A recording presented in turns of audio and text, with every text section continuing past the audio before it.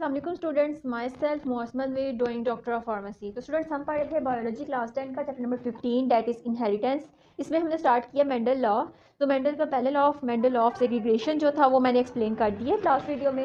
تو آج ہم اسٹڈی کرتے ہیں Mendel law of independent assortment. تو جارج مینڈل جو تھا اس میں تھوڑا سا اوور ویو دے دوں. جارج مینڈل ایک سائنٹسٹ تھا جس نے یہ لاس جو ہے وہ ڈسکرائب کروائے تھے، اور اس کے دور میں تو یہ پبلش نہیں ہو سکے، لیکن آفٹر ہز ڈیتھ یہ لاس جو ہے وہ ان کے اوپر فوکس ہوا اور دین یہ لاس جو ہے وہ بنے. اور اس کے علاوہ اگر ہم اسے جارج مینڈل جو تھا اسے ہم فادر آف جینیٹکس بھی کہہ سکتے ہیں. Mendel law of independent assortment کی اگر ہم بات کرتے ہیں تو ہم نے پچھلی ویڈیو میں پڑھا تھا، پچھلے لیکچر میں اگر ہم بات کریں تو ہم نے مینڈل آف سیگریگیشن جو تھی وہ اس کے اندر ہم نے اسٹڈی کیا. اس کے اندر مینڈل نے ایٹ اے ٹائم ایک ہی ٹریٹ کو اسٹڈی کیا تھا، اور اس ٹریٹ کو ایٹ اے ٹائم ایک ٹریٹ کو اسٹڈی کرنے کو ہم کہتے ہیں مونو ہائبرڈ کراس. ٹھیک ہے، لیکن اگر ہم نے اب Mendel law of independent assortment میں مینڈل نے at a time do traits کو اسٹڈی کیا تھا، اسے ہم کہتے ہیں ڈائی ہائبرڈ کراس.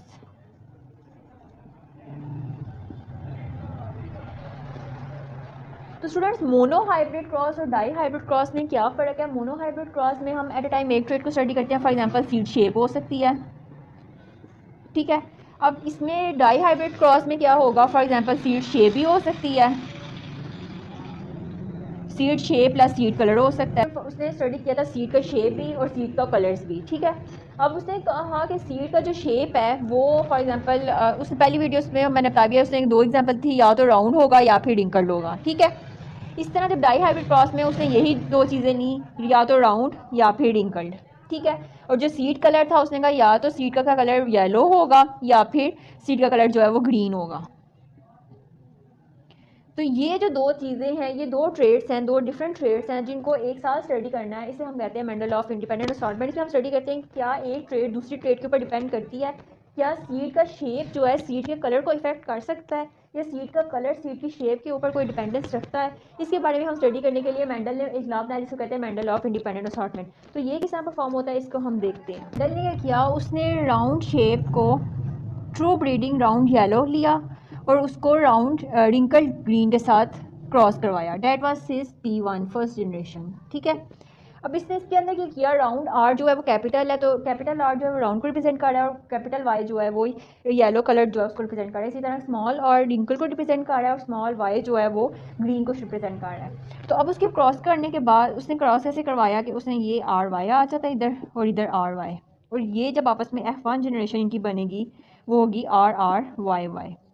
تو یہ چیز جو کرتی ہے کہ جو اس کے پاس F1 جنریشن میں جو سیڈز آئے تھے، جو پلانٹس اس کے پاس آئے، اس کے پاس ان کے جو سیڈز تھے وہ راؤنڈ یلو تھے. ٹھیک ہے، اب اس نے کیا، اس نے بالکل جیسے سیگریگیشن میں ہم نے F1 کو F1 کے ساتھ کراس کروایا تھا، اسی طرح اس میں بھی F1 کو F1 کے ساتھ کراس کروایا. تو دین ہم اس کو ایک دفعہ لکھ کے دیکھ لیتے ہیں.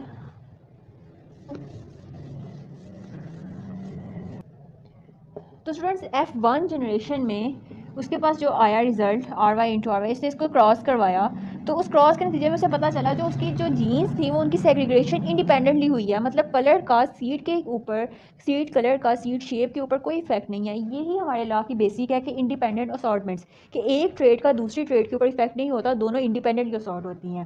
تو جب اس نے اس کو اسارٹمنٹ انڈیپینڈنٹلی ہوئی تو یہ ہم دیکھ سکتے ہیں یہ اس طرح بنے گی آر وائی اور یہ آر اسمال وائی، اسی طرح اسمال اور کیپٹل وائی اور کیپٹل، اسی طرح اس کی بھی اسی طرح ہی ٹریٹس بنیں گی.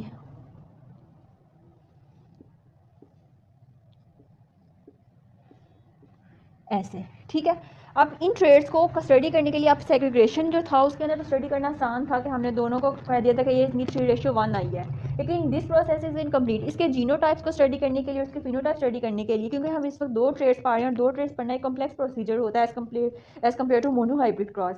تو اس کی جو یہ والی ٹریٹس ہیں اس کو اسٹڈی کرنے کے لیے ہمیں ایک اسکوئر کی ضرورت پڑی، دیٹ از کالڈ پنٹ اسکوئر. یہ پنٹ ایک سائنٹسٹ تھا، اس نے یہ اسکوئر ڈسکور کیا تھا، اسٹیٹک میتھمیٹیشین تھا وہ. اس نے یہ اسکوئر ڈسکور کیا تھا کہ اس طرح کے جو لاس ہیں ان کو کس طرح ہم ڈسکرائب کر سکتے ہیں ریشو کی فارم میں. تو اب ہمیں ریشو چاہیے، جس طرح سیگریگیشن میں ہم نے کہا تھا کہ 3:1 ہے، تو اس میں انڈیپینڈنٹ اسارٹمنٹ میں ہم کیا کہہ سکتے ہیں کہ اگر راؤنڈ یلو کو رنکلڈ گرین کے ساتھ ہم کراس کرواتے ہیں تو اس کی کیا ریشو آ سکتی ہے.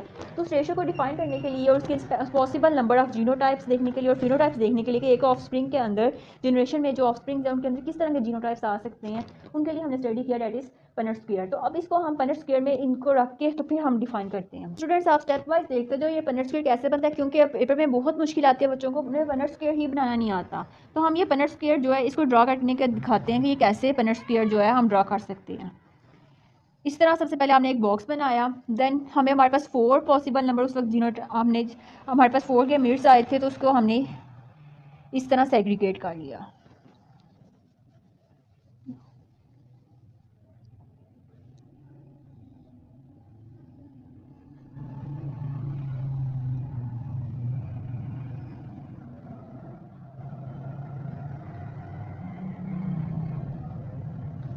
ٹھیک ہے, اس کے اندر ہمارے پاس اب 4 تھے, تو ہم نے 4 لائنس جو ہیں وہ ڈرا کر دینی ہیں. دین رائٹ کہ یہ ہمارے پاس جینس تھی, یہ وہی ہیں جو ہم نے F1 جنریشن میں جینس نکالی ہیں. اب ہم ادھر F1 انٹو F1 کر رہے ہیں.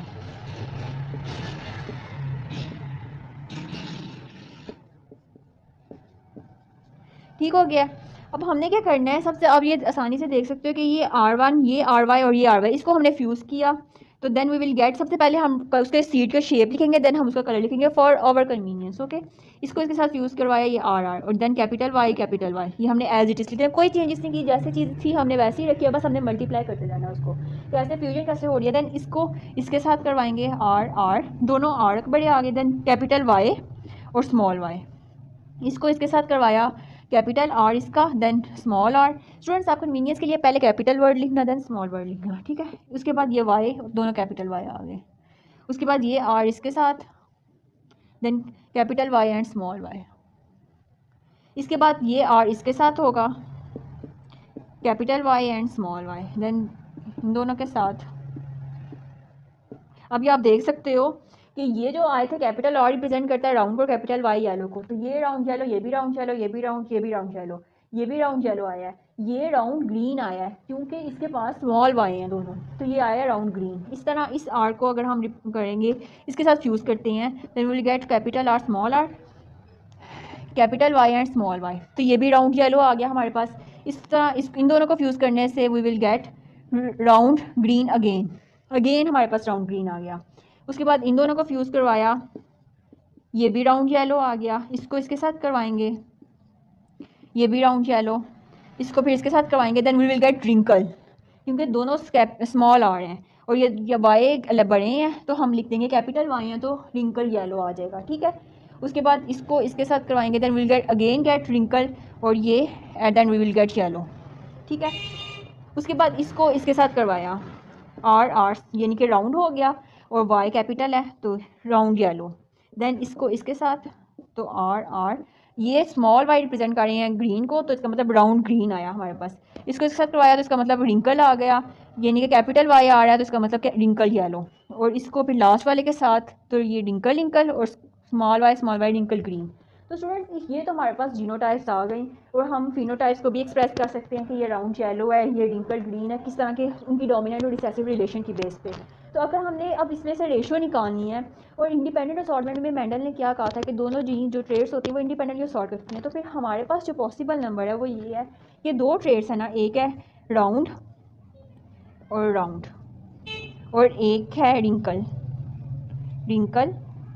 اور رنکل. تو اس کو ہم نے اس طرح 2 بار لکھ دیا, راؤنڈ بھی اور سیٹ کا شیپ راؤنڈ 2 دفعہ اور 2 دفعہ رنکل.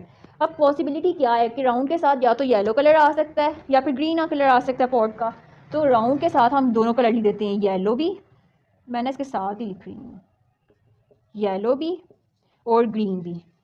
اسی طرح رنکل کے ساتھ بھی یا تو رنکل یلو ہو سکتا ہے یا رنکل گرین ہو سکتا ہے.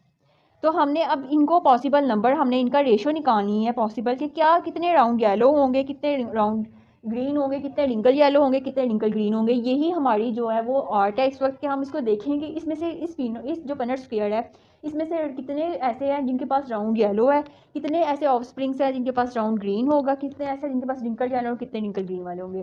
تو سب سے پہلے ہم اپنی کنوینئنس کے لیے نمبرنگ ساتھ ساتھ کرتے جاتے ہیں اور کراس کرتے جاتے ہیں. ٹھیک ہے, یہ پنٹ اسکوئر کی تو آپ کو سمجھ آ گئی ہے. اب ہم نے اس میں سے ڈھونڈنی ہے ریشو.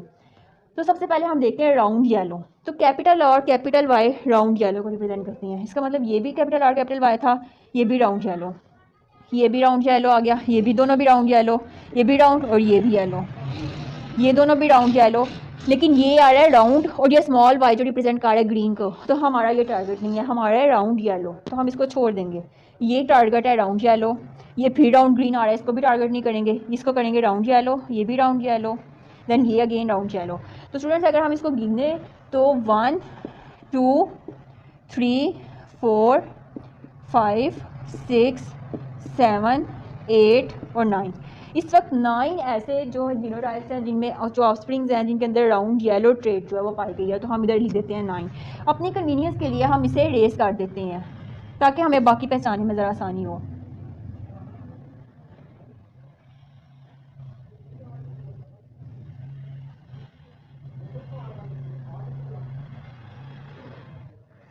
تو اسٹوڈنٹس ہم نے اس کو باکسز کو باقیوں میں سے ریز کر دیا. اب ہمارے پاس یہ والے باکسز رہ گئے ہیں, ان میں سے اب ہم نے ڈھونڈنا ہے راؤنڈ گرین. ہمارا نیکسٹ ٹارگیٹ ہے راؤنڈ گرین کی طرف. تو ایک یہ ہے راؤنڈ گرین, یہ پہلا ہو گیا, دوسرا یہ راؤنڈ گرین دوسرا ہو گیا, دین یہ تھرڈ ون, تو یہ 3. اس کا مطلب اس میں سے پنر اسکوئر میں سے جو 3 ہیں وہ ایسے ہیں جن کے پاس راؤنڈ گرین تھا, یعنی کہ آر کیپیٹل ہو اور وائی دونوں ہی اسمال ہوں. تو یہ بھی ہم نے ریز کر دیا.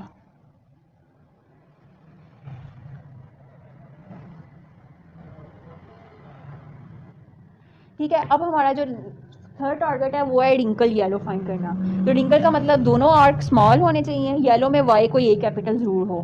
تو یہ اور یہ تینوں جو ہیں وہ رنکل یلو ہیں.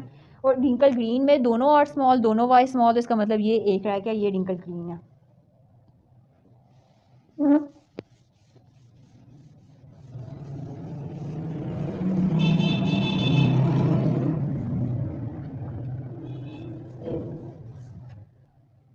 تو اسٹوڈنٹس ہماری جو اس وقت ریشو نکلی ہے وہ ہے 9:3:1.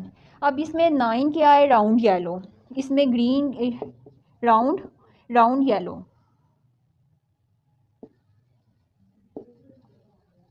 اور یہ ہے راؤنڈ گرین. اس کا مطلب 3 جو تھے آف اسپرنگس ان میں راؤنڈ گرین تھی, 3 جو ہے ان کے اندر رنکل یلو ٹریٹ پائی گئی ہے, اور ایک جو ہے اس کے اندر رنکل گرین ہے. تو یہ چیز شو کرتی ہے مینڈل آف انڈیپینڈنٹ اسارٹمنٹ کو, کہ جب ٹریٹس جو جینس ہیں وہ سیگریگیٹ انڈیپینڈنٹلی ہوتی ہیں, ایک جین دوسری جین کو افیکٹ نہیں کرتی. دونوں جب انڈیپینڈنٹ اسارٹمنٹ دونوں کی جب فیوژن ہوتی ہے تو انڈیویجول علیحدہ سیگریگیشن ہوتی ہے, اور فیمیل جو گیمیٹس ہیں وہ آپس میں فیوز کرتے ہیں, اور ایز اے ریزلٹ جو ہے وہ آف اسپرنگ آئے گا. اس کے پاس جو ٹریٹس ہوں گی وہ دونوں کی طرف سے ہوں گی, میل کی طرف سے بھی اور فیمیل کی طرف سے بھی. اسٹوڈنٹس یہ بہت انپورٹنٹ لانگ کویسچن ہے, Mendel law of independent assortment ہر سال پیپر میں آتا بھی ہوتا ہے. تو ہوپ سو آپ کو سمجھ آ گئی.